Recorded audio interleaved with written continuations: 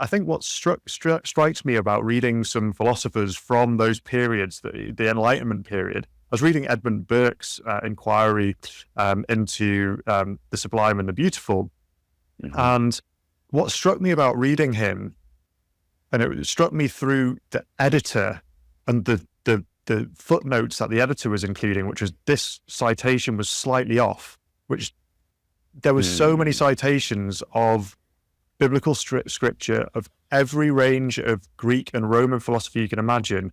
And it struck me that he was probably pulling it from memory, and he was 23 years old when he wrote this. Yeah. And I think it's striking how much our whole intellectual tradition, people didn't look at something like history by itself or philosophy by itself or art by itself or religion by itself. They were all interconnected, and people could get those references. And for me, coming to it much later on, I loved Dante's Inferno, but I had to read it a couple of times. And in between that, I had to read a whole bunch of philosophy to even get a lot of what's going on and who he's referring to.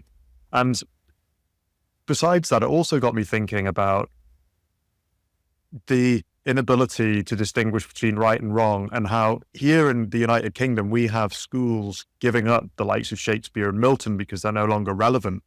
And within this Burke book, and I had to prepare a passage from Milton's Paradise Lost for this, Spencer. Within this Burke book, you really know how to get on my good side.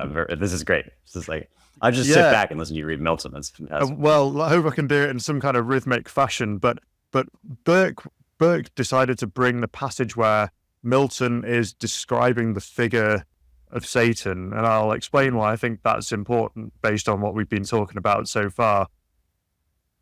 He above the rest, in shape and gesture proudly eminent, stood like a tower. His form has not yet lost all her original brightness, nor appeared less than archangel ruined and the excess of glory obscured, as when the new sun risen looks through the horizontal misty air, shorn of his beams, or from behind the moon, in dim eclipse, disastrous twilight sheds on half the nations, and with fear of change perplexes. And what's he trying to say here? What am I trying to say here? I mean, to most people who aren't used to poetry written in that style or all of the things we've been talking about, it's probably not that accessible.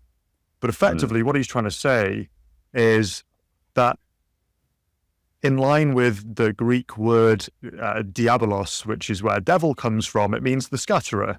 And Burke is effectively saying in this passage that Milton is showing that by being pulled in by Satan, all becomes indistinct. Things become confused, and that over time, societies, even long-running institutions like monarchies, are brought to their knees. And this indistinct form, yet so terrible and so real, yet unreal. It reminds me a little bit about how Tolkien ended up envisaging Sauron, and having Sauron once being in full form and then suddenly not, and in the tower, but always looking to get control and get people to bow down to him. And it seems to me that if we had things like Milton being taught within the school system in a way that people actually could teach, because I don't think teachers are really capable of it anymore, we might have people have better judgment and less relativism, because they would see that within this whole concept, this scattering, confusing concept, that there are so many ways that you can go wrong, but here are the ways that you go right. I don't know what you make of any or all of that. You ever really want to get depressed, bring yourself down for an evening, read either Milton's curriculum for when he was a school teacher, the sorts of things he was putting his students through, or just read a life of Milton about his education. Now, granted, he was a prodigy, but I think he was something like 14 years old when he started translating the Psalms into Greek verse, the ancient Greek compositions. And yeah, that's what education used to do for people. I love that passage you read. It reminds me of something from arcane, diabolical literature, which I had to kind of look into for Light of the Mind, because it's about the history of science, and science is very closely connected to alchemy and the so-called dark arts and so forth. And somewhere in there, I forget where, there's a slogan, emblematic kind of tag for Baphomet, one of the demons, and it's dissolve et coagula.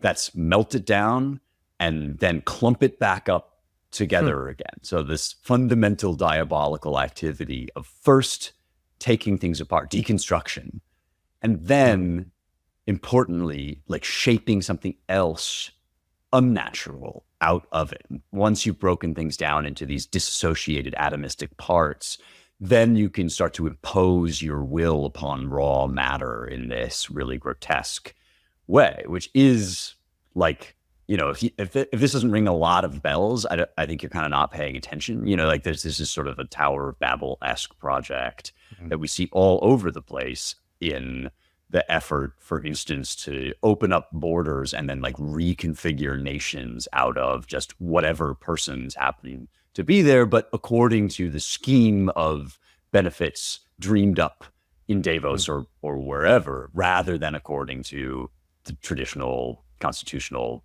mandates of the relevant country. And this is something we see kind of like all over the place. And yes, in education too, which is what leaves people so adrift, so unmoored. And here you have to kind of stop and say, like, okay, so you don't have to be John Milton, right? You don't need to be a prodigy who's read everything ever. Yes, it was probably nice when school kids started with Latin at age 5, but it might be that we're not there, that there are other disciplines that we also need to learn. So, okay. Because you get scared otherwise. It's like this huge mountain that you have to climb. But here's what I say to my students, actually, when I teach Greek literature. When you read a book like Homer's Odyssey, for instance, you may or may not love this particular book. I love it. You don't have to. But you do have to understand that you're not actually just reading one book. You're gaining access to this enormous vault. And now when you walk into a museum, if you ever had that experience of going into a museum and you come to the Renaissance paintings and they all look basically the same to you, because they're all nymphs and satyrs and naked people and wandering around. Now, just from reading this one book, when you walk into that room and that gallery, those paintings won't all look the same anymore, because this time maybe you'll recognize the figure of Proteus or Chiron or some allegory or myth that you recall, and you'll start to understand that this is a language. This is an entire social, civilizational language that exists to bring people together. I mean, all this stuff that we're always looking for, the brotherhood of man, whatever, like this is it. We already have the brotherhood of man at home. Like it's the communion that comes from soul to soul in literature. And when we build up an architecture of that, you don't have to read every great book that's ever been written. People are always asking me for like the 100 greatest books or whatever. And we say, like, don't worry about that. Don't like set yourself some homework assignment, because then when you get done with it, you're going to be like, well, now I've read things and I don't have to do that anymore. But it's not that. It's like brushing your teeth. It's like this daily practice, and gradually the grooves of history and of your patrimony will start to etch their way into your mind. And, this is the only known human technology really for transcending like differences of race and birth and background, is to live in the context of a community. And why wouldn't you live in a community that extends across centuries and includes the living and the dead? And even, as Burke, of course, said, those yet to be born. So I think, some people are going to be specialists. Some people are going to have the particular interest in this or that period, or get really steeped in some aspect of history. But my concern, and I think this is actually a possible concern. You tell me whether you think the UK situation may be different than America. I don't know. In America, although the academy proper, that is the sort of historical universities, have kind of screwed the pooch and just thrown away their patrimony to the wind, there is also a real appetite and urgency behind reestablishing something like a common stock of cultural inheritance, and building universities like the University of Texas at Austin, New College, Florida, where I teach, I think has a lot, is sort of moving in this direction, where at least we can talk to each other because at least we have a shared store of ideas and traditions. So that's kind of my, dream vision, is that we get back to a place where, yeah, not everybody's a literature professor, but the guy down the street has maybe read a couple plays by Shakespeare, and now suddenly you have something in common.